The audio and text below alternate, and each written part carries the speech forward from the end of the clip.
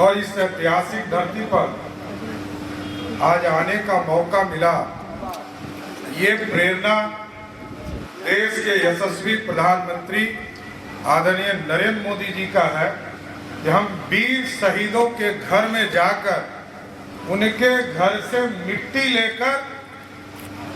और उनको नमन करने का काम कर रहे हैं। और ये प्रेरणा आप सोच सकते हैं, जिन लोगों ने इस भारत को बचाने में, चाहे वो पारा मिलिट्री फोर्सेस हो, चाहे वो वीर सैनिक हो या पुलिस के जवान हो, जिसने भी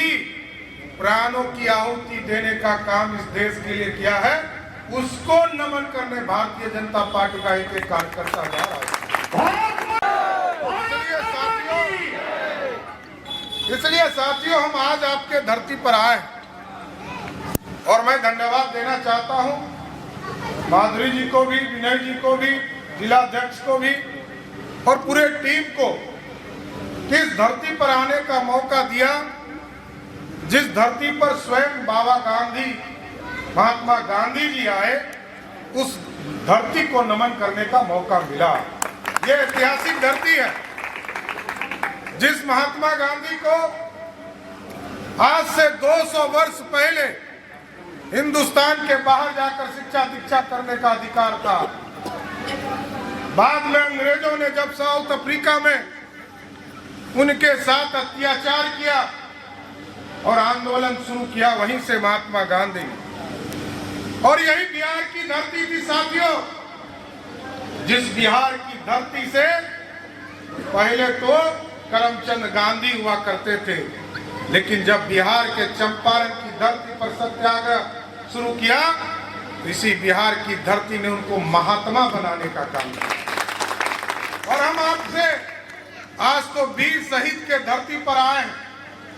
वीरों की धरती पर लगातार कई शहीदों को नमन करते हुए आपके गांव तक पहुंचा।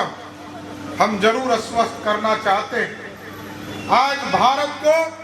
जिस तरह का नेतृत्व मिला है वो बड़ा स्पष्ट है। कल तक हम देखते थे, जब तक देश के प्रधानमंत्री को पूछा जाता था कि पाकिस्तान हमला कर रहा है, बांग्लादेश के सैनिक आकर सर काट के जा रहे हैं, लेकिन आज ऐसा नेतृत्व हमें मिला है जो लाल किले से साफ तौर पर कहते हैं कि यदि पाकिस्तान और बांग्लादेश के तरफ से चिटपुटिया बम भी फेंक दे, हिंदुस्तान के तरफ से तोप का गोला फेंकने का काम है। और हम बजरंगबली को याद करते हैं साथियों, याद करते हैं, रामायण को याद करते हैं, और हम लोग देखते हैं किस तरह बजरंगबली लंका पर चढ़ाई कर हवा में उड़कर गए थे और लंका में आग लगाने का काम किया था।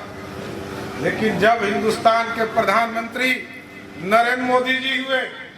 देश के रक्षा मंत्री और गृह मंत्री आदरणीय राजनाथ सिंह जी हुए, याद कीजिए पुलवामा में जब घटना घटी साथियों, पाकिस्तान में हिंदुस्तान के सैनिकों को बजरंगबली बनाकर हवा में उड़ाकर भेजा गया और वहां आतंकवादियों को मारने का काम किया गया। वीरों का देश है बिहार, और इस बिहार में सारे लोग हिंदुस्तान के लिए लड़ते रहे और आगे के दिनों में भी लड़ते रहे। लेकिन साथियों, पीड़ा है, बिहार जितना सुंदर होना था, विकसित होना था, बिहार को जहां जाना था वहां नहीं जा पाए, इसकी चिंता है। आप सोचिए साथियों, सबसे ज्यादा नौकरी में यूपीएससी कौन करता है, आईआईटी और डॉक्टर कौन बनते हैं, सब बिहारी बनते हैं। लेकिन पीड़ा है कि सबसे ज्यादा बुद्धि हमको, लेकिन दूसरा लोग हम पे राज कर रहा है। हम बिहार को सुंदर बनाने की कल्पना की ओर ले जाना है और संकल्प लेना है। हमारे मिथिलेश तिवारी जी अभी आपको संकल्प भी याद कराएंगे, लेकिन साथियों,